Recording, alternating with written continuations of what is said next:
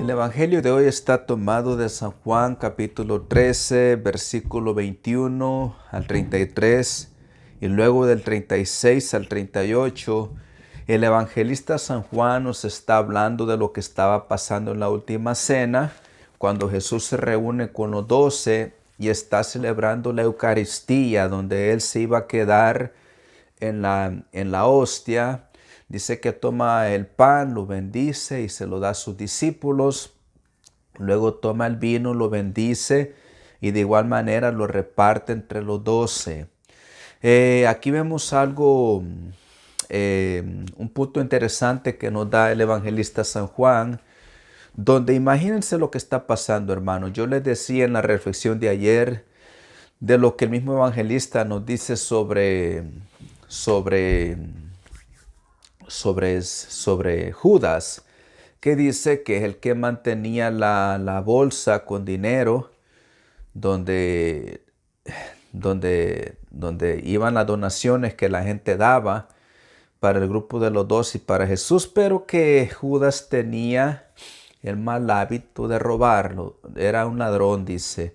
Entonces vemos de cómo ahora ya fue hacer un trato con los sumos sacerdotes, con los fariseos, que les pregunta cuánto me van a dar ustedes por él, y le ofrecen 30 monedas de plata. Dice que desde ese momento Judas estaba buscando una oportunidad para entregarlo. ¿Se acuerdan lo que le decía, hermanos? Que una mala decisión lleva a otra mala decisión. Entonces vemos de cómo Judas era alguien que tenía este mal hábito y cómo este mal hábito lo iba a llevar a que su vida terminara de la manera que terminó. Entonces, vemos de cómo están en la Eucaristía, imagínense, están celebrando la Santa Misa, y dice que después que Jesús reparte el pan, dice que se lo entrega a Judas. Dice que en ese momento Satanás entró en Judas. Es decir, Judas en este momento había quedado poseído por el demonio. Que allá el demonio iba a hacer con él, iba a hacer mucho daño, lo iba a desesperar, le iba a hacer mucho daño interiormente. Meditando en esto, en la actitud de Judas y Pedro, miren, Pedro negó a Jesús muchas veces. Los evangelios nos dicen que Pedro era uno de los 12 que siempre quería ser el primero, como que tenía una personalidad competitiva, como que siempre quería sobresalir sobre los demás. Y nos damos cuenta de que, por ejemplo, cuando Jesús va para Cesarea de Filipo, hacia el norte de Israel, cuando Jesús está diciendo que tiene que sufrir, que tiene que padecer, que va a resucitar al tercer día, Pedro inmediatamente reacciona y le dice: oh, no, no, no, ¿cómo puede ser eso? No puede permitir Dios que te pase eso. Y Jesús inmediatamente lo corrige, le dice: apártate de mí, Satanás, porque tú no estás pensando como piensa Dios, sino como los hombres. Cuando Jesús se presenta en la barca de madrugada, y no sabe que era él que estaba caminando sobre las aguas, Pedro inmediatamente le dice: si eres tú, manda que yo camine sobre las aguas. De igual manera empieza a caminar y de repente empieza a hundirse. Cuando a Jesús lo arrestan en el huerto de Getsemaní, es el primero que reacciona, saca la espada y le corta la oreja a un criado de uno de los sacerdotes. Entonces nos damos cuenta, queridos hermanos, de cómo era Pedro. Pedro era frágil, pero mire, cuando está en la última cena también le dice a Jesús: aunque todos te abandonen, yo voy a dar mi vida por ti. De igual manera Jesús le dice: antes de que cante el gallo, me habrás negado 3 veces. O sea, Pedro lo negó también, Pedro se equivocó, Pedro la embarró, tal vez más que Judas. Entonces, ¿cuál es la diferencia? Hermanos, los dos sintieron culpa, porque después de la resurrección, Pedro, cuando Jesús se presenta en el mar, que estaban pescando y no habían pescado nada, llegan y hay una conversación entre Pedro Y Jesús, donde Jesús le pregunta 3 veces que si lo amaba, le dice, Pedro, ¿tú me amas? Y Pedro empieza a llorar y le dice, Señor, tú sabes que te ama. 3 veces le pregunta para que Pedro pudiera ser restaurado. Pedro pecó, se equivocó, pero Pedro no perdió la esperanza, mientras que Judas sí. Judas cometió ese pecado, Jesús lo hubiera podido perdonar, pero Judas se desesperó, sintió que ya no había vuelta para atrás. Mientras que Pedro siente culpabilidad también, pero Pedro se arrepiente, no pierde la esperanza. Eso es bien importante en la vida espiritual, porque muchas veces a nosotros nos pasa algo similar a lo que le pasa a una persona que esté en una dieta. Para los que han hecho dieta saben a lo que me refiero. Por ejemplo, una persona que diga, ya no voy a comer golosinas, se abstiene por 1 mes, 2 meses, 3 meses que no consume ninguna clase de golosinas. Pero hay un momento que la tentación ya no puede y agarra, rompe una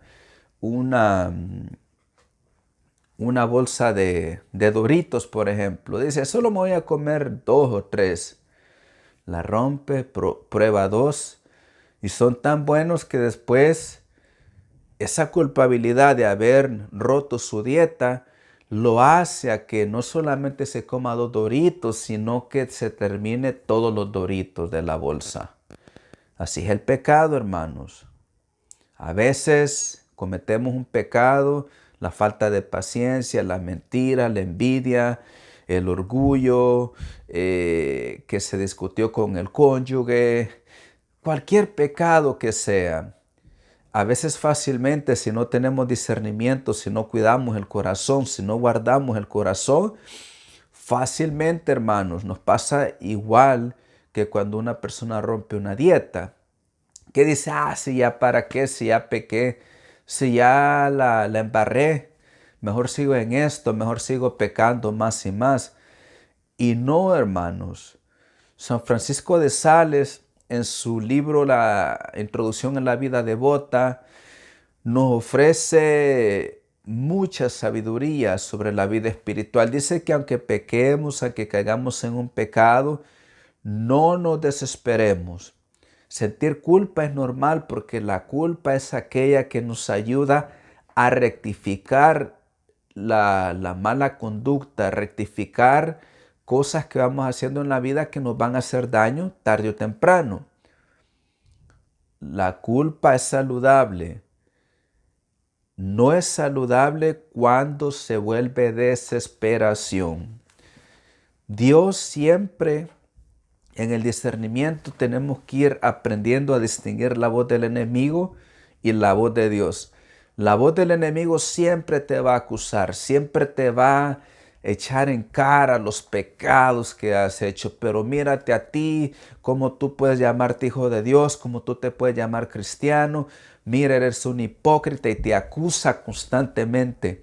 El libro del Apocalipsis dice que el enemigo es aquel que nos acusa día y noche, mientras que Jesús, mientras que Dios en su amor y misericordia así nos muestra cuál es el pecado.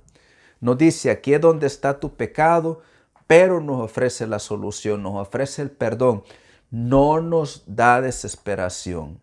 Esa es la gran diferencia. Entonces Judas y Pedro, los dos pecaron, los dos se equivocaron, pero la gran diferencia fue en que Judas se desesperó, Pedro tuvo culpabilidad, pero regresó donde Jesús, lloró amargamente porque reconoció que había traicionado al Maestro y fue reconciliado de nuevo. A muchas personas les pasa igual en el caminar. Muchas veces emprenden una relación con Dios animados, alegres.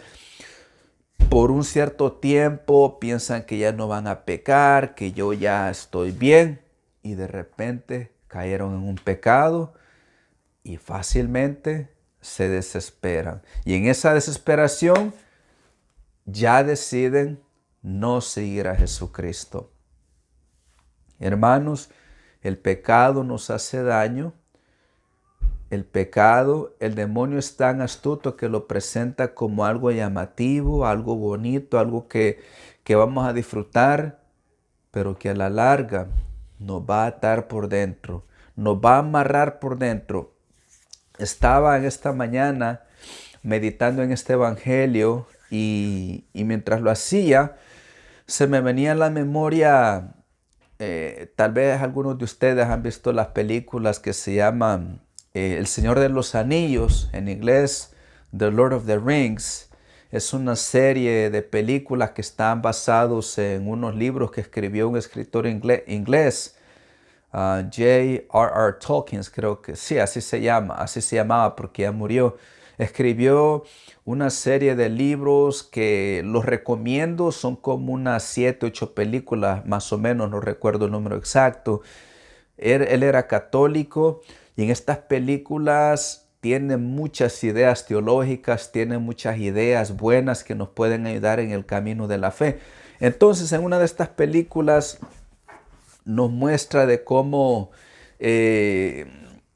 hay un personaje que está con su amigo, están en un lago y por accidente encuentran un anillo, que toda la historia pues se trata sobre ese anillo. Lo encuentran así en medio del lodo, entonces los dos amigos son tan cautivados por este anillo que se ve tan bonito que el uno empieza a atacar al otro amigo, tanto así que lo mata. Y luego el que se queda con el anillo se queda sorprendido, se queda enamorado del anillo, se queda metido ahí, se queda esclavizado por ese anillo. Más tarde en la película vamos viendo de cómo ese apego a ese anillo lo convierte en una criatura horrible. Termina viviendo en la oscuridad, en una cueva, como un animalito, aislado, apartado de todos. Se llama Gollum. En español no sé cómo le llaman, pero termina siendo esta criatura que vive sola, aislada, se desfigura. Eso es lo que el pecado hace, hermanos. Eso es lo que el pecado hace, nos desfigura, nos aísla, nos mete en una cueva, en oscuridad. Lo mismo que pasó con este hombre, que ese apego a ese anillo lo convierte en una criatura fea, desfigurada y que vive aislada. Tengamos cuidado entonces, hermanos, todos nosotros tenemos desórdenes.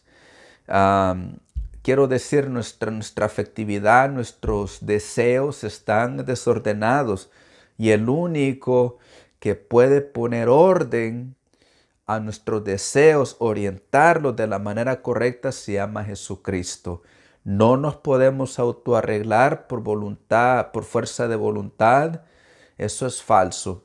El único que nos puede ayudar, el único que puede poner orden a nuestro desorden se llama Jesucristo. Al final de este video les voy a poner este clip para que miren esa escena de esa película y puedan entender un poquito mejor a lo que me refiero. Bendiciones para todos.